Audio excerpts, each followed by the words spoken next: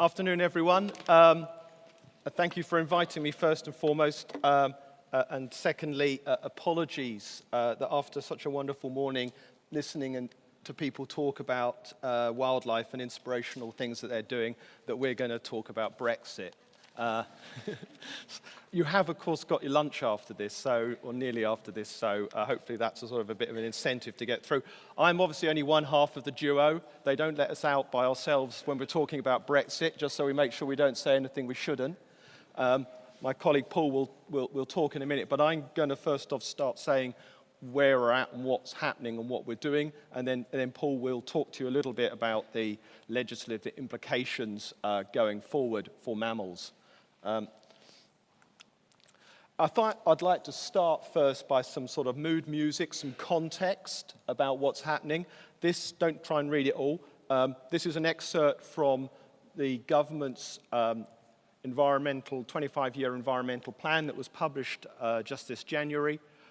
It's an important bit of context. I'm going to come back to some of the details later, but there's a couple of bits I'd like to pull out from this. Firstly is the government's commitment to improving the environment. We're leaving it in a better state than we found it. That's the aspiration, the political goal. And also, importantly, this was one of the first big bits of environmental policy that was launched for a number of years by the Prime Minister. And I think that said something about the importance that the government is giving to environmental issues domestically.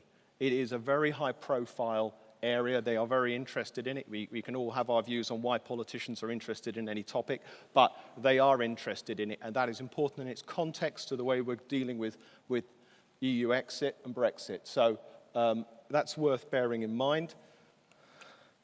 What's happening? Of course, we're leaving. We're leaving at 11 p.m. on the 29th of March next year. Between now and then, we're in, and we have to behave like we're fully members of the European Union. You get people talking about, oh, we know we're on our way out, we don't have to follow European law, or we can start doing things differently, though that's not the case. Until we leave, we are full members of the European Union, and everything stays the same. And it's quite possible that as part of the negotiations for our exit, that there'll be a transition period. So it's quite plausible that we'll have another 2 years of complying with European Union laws and treaty obligations. So it might be 2021 before anything really significant changes. Between now and then, people like me are heavily involved in sort of trying to prepare for what we call day one. That's the day after we leave. And that might seem a simple thing to do, but actually it is there's a lot of work, and it's quite important work. And I've just sort of summarized from a mammal perspective why there is a lot to do between now and then. I've summarized here some of the key legislation that we get from Europe that is relevant to mammals. So the legislation that makes things like otters and dormice and bats and cetaceans strictly protected comes from the European Habitats Directive. It's translated into law in this country by the Conservation of Habitats and Species regulations and the offshore marine version of those regulations. They are UK law, but they are UK law that only exist while we're members of the European Union. As soon as the day we leave, that law ceases to have effect. So we have got to do something to stop that falling away. The legislation that protects special areas of conservation, and likewise the special protection areas for birds, that is also underpinned by European law. Then there are some slightly less well-known bits of legislation. There's the recent EU regulation on invasive alien species. That is actually European law. That's not British law. That's a European law that we comply with. And that lists a number of species that are considered to be persona non grata in Europe. And from our perspective, that has the grey squirrel and the muntjac on it currently. And there are a number of restrictions in that about keeping those animals, releasing them, moving them, or what you can do with them. And then there's some other trapping legislation. So the law that bans leg-hold traps in Europe is a European piece of legislation from 1991. And also there's an agreement on international humane trapping standards. That's a European agreement. We're not signatories in our own right. And for those things to continue applying after we leave, we have got to do some gap filling and some sort of bridging measures. So if you're not an expert on the International Agreement on Humane Trapping Standards, that affects about 5 mammal species in this country: the badger, the pine marten, the otter, the badger, and the beaver. So that sets standards of humane trapping. And again, for that to remain relevant, we need to do some bridging. There are also some other issues that are important. The guidance that we currently use for interpreting a lot of the legislation we use comes from Europe. A lot of the case law we rely on, from judgments from cases about how we should interpret the law, comes from Europe. And there's some very odd little things that every mention of the European Union in any bit of other legislation, that will have to change. So in the Wildlife and Countryside Act, the definition of a protected bird is a bird that is ordinarily resident in a member state of the European Union. When we cease to be a member state of the European Union, the only birds in this country that will be protected are the ones which are found in Europe. Now, unless you're a Scottish crossbill, that makes very little difference, because I think that's the only endemic species we have. But little things like that need to be ironed out and sorted out and identified in the remaining time we have left. How are we doing it? It's had various names, the Great Repeal Bill, this, that, and the other, but there is this piece of legislation called the European Union Withdrawal Bill. It will repeal the European Communities Act of 1972, and that's what made us part of the European Union. And that's what gave sort of authority to set laws to the European Union and the European Court, and that will go. Alongside taking away that sort of legislation, the new bill will create a body of new legislation for the UK. So it will take the European directives and make them British law. It will take all those things like the habitats regulations and the invasive species regulations, which are currently European law or underpinned by European law, and that will make that British. So that on day one, those laws still apply. European protected species will still be protected. There are other couple of interesting points about what this will do. As I said at the bottom here, all of the case law from the European Court of Justice will be retained as British case law. So it will continue to apply, and our courts will need to give regard to that legislation, that case law when making judgments.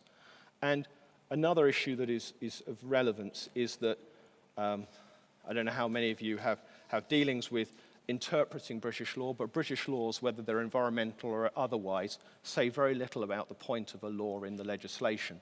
The legislation is the legislation, and once it's enacted, its interpretation is effectively set by case law and by judges in court cases. European law works quite differently. In European law, there is usually a bit at the front called the preamble that tells you why the law exists. So the Habitats Directive has a bit at the front in its preamble that says, this law is here, in case you didn't work it out otherwise, to protect biodiversity. That's quite important. It seems a sort of a minor point, but actually without that interpretive guidance at the front, you end up with long, protracted arguments in courts about the meaning of words and the intent of law. Well, all of that will be absorbed into the UK's future body of legislation. And then there are operability issues that we have to deal with, like the definition of wild birds. We will have to change that from birds that are present in European member states to birds that are present in the United Kingdom. A couple of other things that we've got to work on, and these are, I think, particularly relevant to people here and interested in the environment, are that the government has got 2 initiatives, and they will be consulted on this spring, possibly as soon as Easter, relating first to environmental principles and a new environmental watchdog. So principles like the precautionary principles, sustainable development, polluter pays, they are dotted around in European statutes and treaties, and they are things that we currently adhere to, but they're not written down in any one place. So the government is proposing a new national policy statement where all of these are put in one place and made policy for the UK. And that list of principles will be consulted on in the coming month. And then there's this environmental watchdog. that Michael Gove announced, I think it was in November, that he would set up. And this is to respond to concerns that once we leave Europe, we will no longer have the oversight of the European Court or the Commission. And this will hold government, Natural England, other public bodies to account to make sure that we do what we are meant to do in terms of environmental policy and law. And again, that will be consulted on that spring. And I would encourage anyone and everyone to look at the proposals to make sure we get something that is as robust and comprehensive as we should like to have going forward. Before I hand over to Paul, just looking beyond day one, it's quite difficult to predict the direction that we will go after we eventually leave. But I think it's worth reflecting on the commitments made in the 25-year plan and by ministers to enhance environmental standards, to not allow diminution of protection, and also a commitment to uphold international treaties like the Berne Convention. And not all of you may be familiar with the Berne Convention, but the Berne Convention is very like the Habitats Directive and the Birds Directive, and that's not an accident because the Habitats Directive and the Birds Directive are the European Union's approach to implementing the Berne Convention. The Berne Convention covers a slightly larger area, it's most of Europe and North Africa. So if we are complying in future with the Berne Convention, we cannot really move much away from the laws we currently have. There are some subtle differences between the Berne Convention and the directives. Directives tend to be a little bit stricter. Some species like hazel dormouse and pipistrelle bat are not strictly protected under Berne. They are under the directives under current UK law, but I'm hoping that the point that we are not going to allow environmental standards to drop will mean that they continue to be protected just as vigorously as they are now going into the further future. Coming back to that 25-year environmental plan, I've been working for DEFRA and Natural England and bodies like it for 20 years. I'm not sure I've ever had a Secretary of State quite like Michael Gove. My wife is a teacher, and I will not repeat what she thinks about Michael Gove. He is, however, whatever you might think of him and his politics, he is a big hitter. He is absolutely determined to make a really big impression in his job as Secretary of State. And it is quite a refreshing experience to have a Secretary of State who wants to make a change and to make a difference. And if you look at some of the content of the 25-year plan and the things that he's got in mind, actually this is really refreshing, and there are some really good opportunities to move things in a positive direction. I've only listed the mammal ones. Of course, on top of these, we've got all the work on plastics, ocean plastics, the policies there. We've also got the policies on neonicotinoid pesticides and bees, that, again, pushing forward. I mean, Michael Gove seems to be quite happy to upset vested interests. Anyone listening to the Radio 4 Today program this morning maybe heard a bit of the debate about some of the adverse reaction to his plans for making, one up here is the animal welfare provisions, recognizing the sentience of animals in law. That is causing some ripples through the sort of wider sector, sort of shooting interests, worrying what that might mean for licenses to kill pest birds, for example. I think they're getting a bit worried about nothing, but the point is he is willing to do things which are slightly bolder than we've had from previous ministers. So we have this issue, we have the animal sentience and increased penalties for animal welfare offences.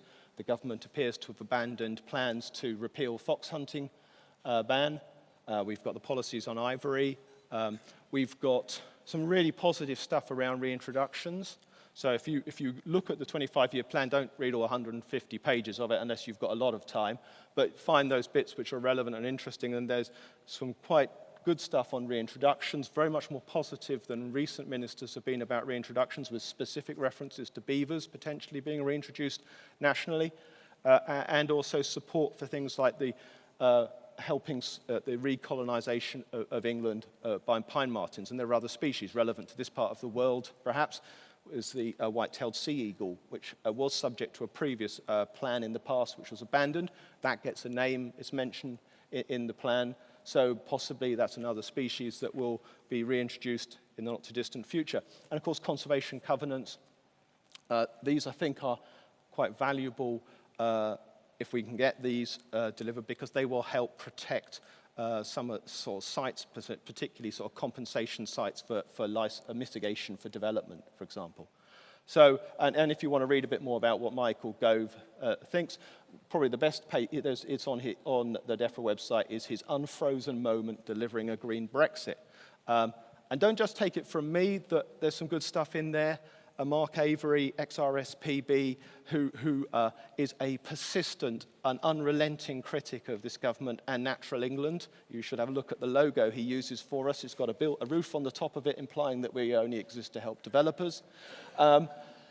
He says lots of very positive things about Michael Gove, because whatever his politics, he is making a difference in a way that other ministers haven't in recent years. So I think there is something to be positive, a bit of a silver lining to what I think is probably a very difficult decision for this country to leave the European Union. And on that note, not without taking any more of my time, I will pass over to my colleague Paul.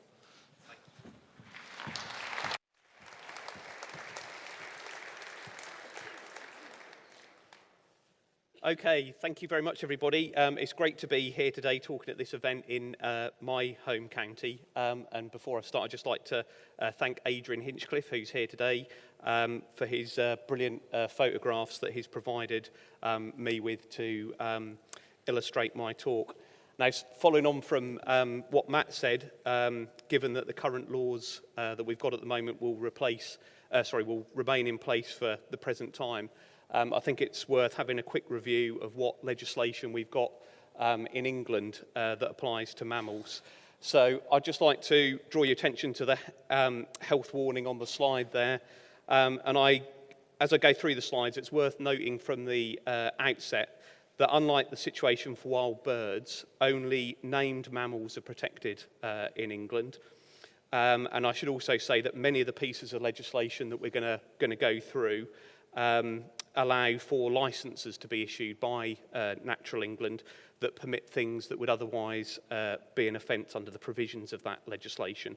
But the ability to do that and the purposes for which licences can be issued does vary considerably. And this is one of the things that you'll see through the legislation, because there's no coherent one piece of legislation. It's all in these different acts of parliaments and statutory instruments that have come about since 1831 as the earliest piece I'm going to refer to.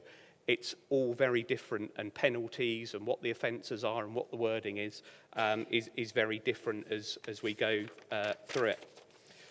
So what I've done is I've split the different mammal species effectively into 4 different groupings. And I've started off with a term that I've described as the fullest protection. And obviously Matt's already spoke or mentioned the Conservation of Habitats and Species regulations. And they protect, in terms of mammals, all species of bats, the cetaceans, common dormouse and otters. And then we've got Protection of Badgers Act as well, I've put there. And both pieces of legislation not only give protection to the animals themselves, but they also provide protection for their living places and for European protected species, their resting places as well. And both pieces of legislation also place restrictions on how those animals can be killed or taken, or other things done with them that would otherwise be illegal. So the next group of mammals I've termed medium protection. And in relation to the Wildlife and Countryside Act, I'm talking about specifically the animals that are protected by Schedule 5 of that Act. There's some overlap with the habitats regulations here, so it's important to stress that every species that's on Schedule 5 doesn't enjoy the same level of protection. So there's some of the species, for example, that are only protected for in terms of sale or advertisement for sale. So some of the butterfly species going away from mammals, for example, come into that, where other species such as water voles, which I've already obviously heard about, have much higher degree of protection as well. The Deer and Seals Act mainly give protection in terms of the methods of killing and taking and restrict times of year in some circumstances when animals can be killed or taken by the introduction of closed seasons, for example, in relation to deer. But then one of the sort of oddments is that we don't have a closed season, for example, in terms of wild boar, which obviously some people have called for.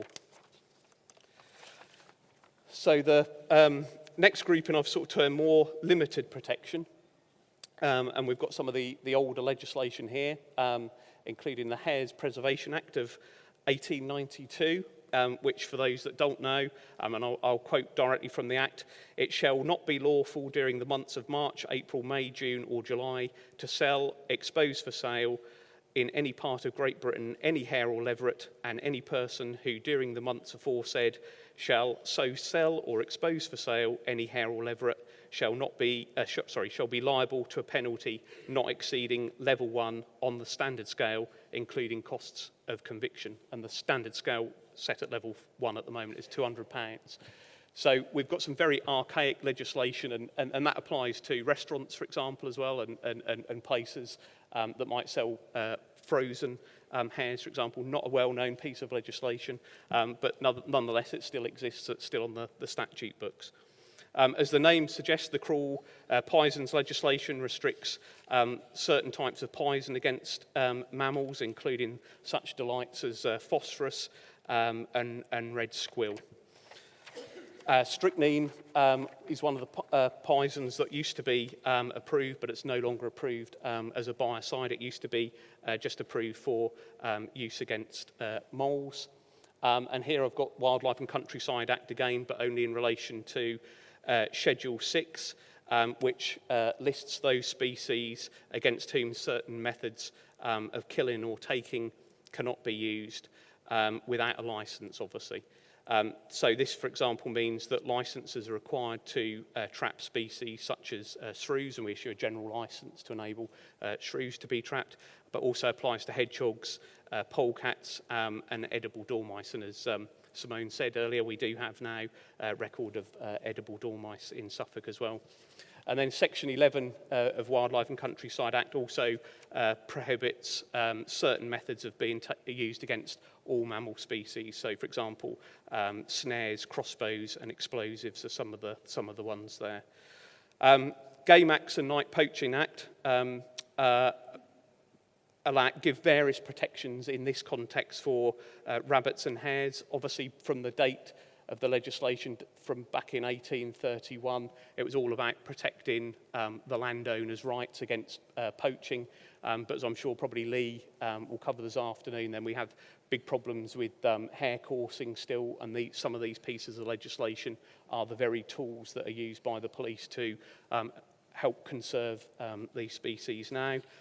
And then with the Wild Mammals Protection Act 1996, that's really a sort of cruel ill-treatment type piece of legislation, and came in partly on the basis of people doing horrendous things to hedgehogs, for example, kicking hedgehogs and setting them on fire. So it protects from things like mutilation, beating, nailing, impaling, and all those things as well. We've also got Animal Welfare Act 2006, and although most people might regard that as a piece of domestic animal legislation, it also protects those mammals that are under the temporary control of man. So, for example, animals caught in cage traps are covered by this piece of legislation as well. And the next piece of legislation I've termed management legislation, and these mainly provide for animals to be controlled by certain or for certain purposes. So Agriculture Miscellaneous Provisions Act, now effectively defunct in relation to wild mammals, but it does allow the Secretary of State to specify poisons to be used against kaipu, last one which was killed in East Anglia in 1989, and also warfarin against grey squirrels, although the approval for that expired in 2015. Prevention of Damage by Rabbits Act provides for the use of poison gas to kill rabbits in their warrens, and some of the pesticide legislation now enables two phosphine generating products still to be used against rabbits. And then we've got Protection of Animals Act 1911, which was largely repealed by the Animal Welfare Act of 2006, but that's, Section 8 of that Act still applies in relation to placing or putting on land edible matter rendered poisonous. And then Section 10 of that same piece of legislation requires people to check spring traps regularly that are used against rabbits and hares. And there's also orders that can be made under the Pests Act 1954 to enable spring traps to be used against certain mammal species. And then we've got Destructive Imported Animals Act 1932, which places restrictions on the keeping of grey squirrels, muskrats, which we don't have anymore, mink, kaipu, and non-indigenous rabbits, and also provides for the powers for the Secretary of State to require control of those species. Section 7 of the Forestry Act 1967, I don't believe the Forestry Commission do use this, but it does provide them powers to require control of rabbits, hares, and what the legislation says as vermin, which is further defined to include grey squirrels to protect trees. And then we've got the Regulatory Reform Order, Regulatory Reform Game Order 2007, which now allows for venison to be sold all year round, providing it's legally sourced, and also removed the record-keeping requirements that previously related to sale and purchase of venison that used to be in the Deer Act of 91. Then for Matt and I, we've got the good old Section 98 of the Agriculture Act 1947, which provides for the Secretary of State to require the control of rabbits, hares, and other rodents, including deer, foxes, and moles, for the purpose of preventing damage to crops, pastures, animal or human foodstuffs, livestock, trees, hedges, banks, or any other works on land. And Pests Act 54 provides a rabbit clearance order to be issued, which provides restriction in relation to the use of spring traps, and also prevents people from being able to move rabbits that have myxomatosis from one place or another. Although not on this slide, I should also mention, and Matt mentioned it in his talk, the EC Council regulation in relation to invasive alien species. And the regulations that are in force at the moment imposes restrictions on a list of species known as species of European concern. These are species whose potential adverse impacts across the European Union are such that concerted action is deemed necessary by European member states. And in relation to mammal species, this covers raccoons, raccoon dogs, muskrats, and as Matt said, kaipu, grey squirrels, and muntjac deer. And there's actually a consultation underway at the moment on the .gov.uk website, which closes on the 3rd of April, which is all to do with how those regulations are enforced in England and Wales. So if you're interested in that, as Matt said, I'd encourage you to participate in that consultation. And then I think, Matt, last one, back for you, so just some take-home messages. Nothing's likely to change soon, so it's all carry on as we are for now. But there are some reasons to be positive, but not complacent about our future environmental protection.